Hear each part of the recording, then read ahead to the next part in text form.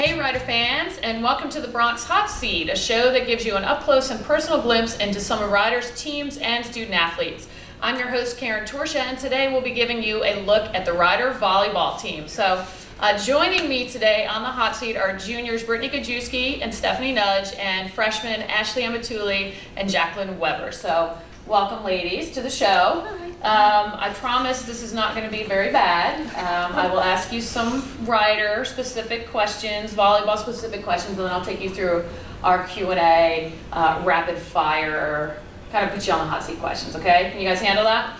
Hope so. Think so? Sure? Jacqueline, you look a little nervous over there. You know, freshman on the hot seat, that's a tough one. So, the Rider volleyball team under new head coach Chris Feliciano is coming off a very tough 5-set loss to Loyola last weekend, and they have 2 regular season home matches with Niagara and Canisius coming up this weekend that will close out the 2011 season. So, Brittany, we're going to start with you. Okay. Coming in during the preseason, what were some of your expectations for the team this season, particularly because you have such a young team and a new head coach? I think one of the biggest challenges that I thought we were going to have is meshing the upper class and the younger class, just because there's just a huge drastic difference between having 8 freshmen and having 8 upperclassmen come in. But we actually did that surprisingly well, and I think we bonded really well in preseason, so that was really nice to see. And I think, unfortunately, I hope to be 500 this year, and we didn't accomplish that goal, but there's definitely progress to be made, and we're definitely heading in that direction, so that's good to see. Good. Now, I know, volleyball's been a big part of your life for many, many years, and you've played at both the club level and the collegiate level. What are some of the biggest differences between playing on a club level and playing at the collegiate level? I think the obvious answer is just the speed of the game in general, but also just the idea of how time-consuming this really is. Being a Division I athlete, it takes up, every day, every weekend of your complete semesters, and you just have to be on your A game 24/7. So I think that's like the biggest difference of playing in college. Good. All right, Steph, we'll move on to you now. All right. Rider has a number of new players on the team, including 7 freshmen, 2 of which are sitting here right beside you. How do you think they've adapted to the rigors of being a Division I student athlete, and what are some of the lessons you've tried to teach them along the way? Well, being a student athlete is all about time management, and one of the things we started this year is study hours. So we are encouraging freshmen to go to the library, find a good study spot, and really concentrate and stuff like that. And for example, me and Jacqueline, we are both science majors, both biology majors, and we become kind of a mentor-mentee relationship.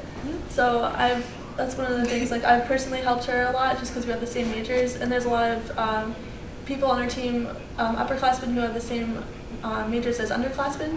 So we've been trying to pair up and help each other through to get used to it. That's great. Has it worked for you, Jacqueline? It has. Good. Okay, so your next question is then, with the hiring of Coach Feliciano, you've now had 2 different coaches in your 3 years here. How difficult, or how has the transition been for you, switching from one coach to another with a different style of play and things? Well, with Coach Feliciano, he expects a lot during practice, and he expects us to come in every practice, not waste a minute, and like Brittany said, always be on our A game. The expectations were have definitely increased with Coach Feliciano, and we've all welcomed the transition. Actually, we were all really excited to bring a new person and get new energy into the program. Great. All right. Woo. Freshmen. Ready, ladies? Yeah. All right. Do you need a breather? You need to shake it out, take a deep breath? All right. So, Ashley, the team has lost a couple of gut-wrenching matches in 5 sets earlier this season, including last Saturday against Loyola. That one, you had a 2-0 lead and ended up losing in the 5th set. I know that's always tough to take, particularly as a student athlete, when you leave everything out there on the court. What did Coach Feliciano say or have the team do to kind of help you guys rebound for those losses and put it behind you and get ready for this weekend? Well, he always lets us feel it a little bit, we lost a game, so we're not just going to be upbeat about it. But, he lets us feel it for a little bit, but overall he's like, it's over, you have to move on to the next match. And he's very passionate about it, so he'll, give us great pep talks. He's amazing at pep talks. And so after all of those, everybody gets pumped up to play for the next game. So he's really passionate about the game, and I think it helps us all. So have you had the pep talk for this weekend yet? Of course. Okay. I figure you'll probably have it about 4 or 5 more times this week. Probably. Okay. Okay. And then since you're a setter, you play a vital role in the team's offense, obviously. As a freshman, that's got to put a lot of pressure on you. Have you been able to adjust and handle being relied upon to be a team leader when you're, so new to collegiate volleyball and you're a freshman this year? Well, I've been a setter for probably 5 years now, so I mean, the pressure comes with the job. So you kind of just adjust, in every situation that you're in. But Coach has been, very easy with us to pull us aside and be like, okay, this is what you should have done, taking it step by step in the process. So, I mean, I don't feel like it's super stressful as it should be. I just feel like he helps us adjust to every situation possible. So I feel like it's almost like a breeze. I kind of like it. Okay, I like that. Good answer. All right, Jacqueline. Why do I feel like, you're the most nervous one on my hot seat right now? You're like, oh my gosh, you're so tense. What is she going to ask me? All right, let's do it. Okay, let's relax. There you, that's better. All right. Okay, so you're one of the team's leaders in kills and attacks this season, and a lot of the offense obviously goes through you. What mindset do you bring to matches knowing that you're going to be counted on so heavily as a freshman? For me, I think he kind of prepared us in preseason, a lot of the freshmen that were going to be playing a lot, for high-pressure situations, and he would make us do things in practice that were going to be worse than the games. And for me, it's like, yeah, I have to perform, but if I don't, sub 1. So I'm either going to play or I'm going to get subbed out. So far, I've been playing. Good. I like to hear that. Yeah. And then, as I mentioned, talking to Ashley, the team lost that tough 5-set match to Loyola. You guys have 2 regular season matches left. What do you think will be the key to finishing the season on a high note and coming out with a victory in those 2 matches this weekend? We've shown in glimpses that we can play together, and I think the biggest thing for us, because we are meshing and we haven't come together yet, is that those moments have been so crucial to us still believing we can do it. And I think that if we do play together as a team, which hopefully we will, because it's the end of the season, we should be at that point, then we'll come out with a victory. Niagara's a really good team. They're #1 in our conference right now, so good. We got to bring it. Absolutely. Okay. Now I know everybody needs to stay creative, because that does it for the Rider volleyball specific questions. And now, fans, you're going to get a little glimpse into these young ladies a little bit more, and I'm going to put them on the Bronx hot seat and ask them some rapid fire questions. All right. Are we ready? Yes. I'm going to ask each of you 2 questions, okay? One right after the other. Now, the key is I want you to say the first thing that comes to your mind after you hear it. Okay? Okay. We've had some people that had to take some time to think about things. I'm like, no, hot seat, let's go. Speed it up. Speed it up. Be that person. No. Okay. Here's your first one. Okay.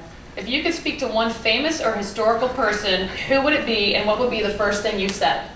Oh my gosh. Famous or historical? Yep.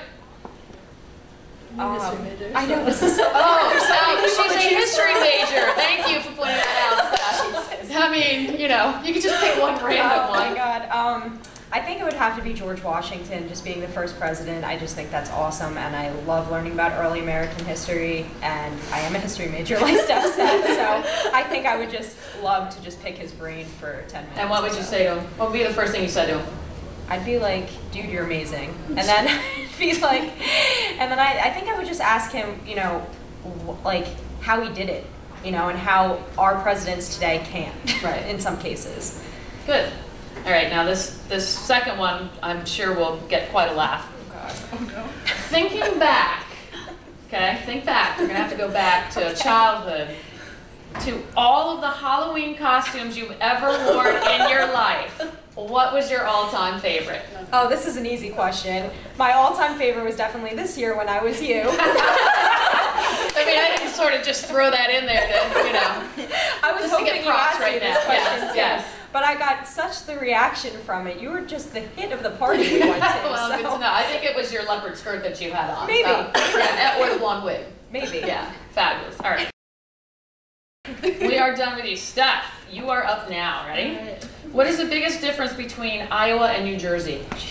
Amount of people. There's so many people in New Jersey. There's no one in Iowa. Really? Yeah. Just Iowa. Yeah. There's Yeah. corn in Iowa. Yes. Good. All right. If you won the lottery, what would be the first thing you bought? Oh no. The first thing that came to my head was a hot tub. I don't know why. Because I've been sore and it's like Okay. A hot tub. Steph is buying a hot tub. That's good to know. Well, you can buy it all your teammates, right? Yeah, on the roof of Lincoln. Yes. Okay, perfect. All right, Ashley, you're next. All right, well, we'll go easy on your first one. What's your favorite movie? My favorite movie? Oh my gosh. You're a I movie want to holic. say, I know, because I have too many. I watch movies all the time. That's what I heard, so Yeah. that's why you got that question. Gone in 60 Seconds, probably. Okay. I love cars. I'm obsessed with them. And I mean, who doesn't think Angelina Jolie's hot? Let's be serious. Okay, Right? well, she's attractive, So, yeah. no, I love that movie. Okay. And if you could have one superpower, what would it be? To be invisible. Be the Really? fly on That's the what I wall. was thinking. Yeah, right? Just to be the fly on the wall. Really? Yeah, I think it'd be pretty nice. Okay. Jacqueline, what do you miss the most about California other than your family, friends, and the weather? Because those are obvious. I didn't want an obvious question or an In-N-Out. obvious answer for you. Oh my gosh. What? In-N-Out. Oh, In-N-Out Burger. Yes. Yeah, okay. I will say that I did take a trip with baseball to the NCAA championships a couple years ago, and any of the athletes from, actually a bunch of softball players from California, they were like, well, Karen, if you do anything, you gotta go to In-N-Out Burger. Yeah. So, yeah, absolutely. But let me recommend Sonic to you. Okay. Sonic on the East Coast is pretty good. That's a good Okay. substitute. So, Okay. not that I eat a lot of fast food, but when I do, I go to Sonic. Yeah. Shameless plug for Sonic right there. Okay. And what is your favorite holiday and why? Thanksgiving, because of the food. I'm a food person. Okay. So you must be a little bit angry when Thanksgiving kind of gets snubbed because before Halloween even is over, you got the Christmas stuff out. I do get angry about that. Did you see Nordstrom is not decorating their stores for Christmas until after Thanksgiving? I They did put not. huge signs. They have all this media that they bought that said we will not be decking our halls until November 27th in honor of Christmas, or in honor of the other winter holidays. So anyway, okay, so I digress. This is what happens when I, surf on Facebook at night and stuff like that. So, all right, so thank you, ladies. That concludes your time on the Bronx Hot Seat. I hope it wasn't too stressful. So I'd like to thank the volleyball team for joining us today on the Bronx Hot Seat, and we wish them the best of luck this weekend when they take on Canisius and Niagara at home here on Saturday and Sunday. For more information on Rider Athletics or Rider Volleyball, please check out our website at gobronx.com. I'm Karen Torsha, your host of the Bronx Hot Seat. Thanks for watching.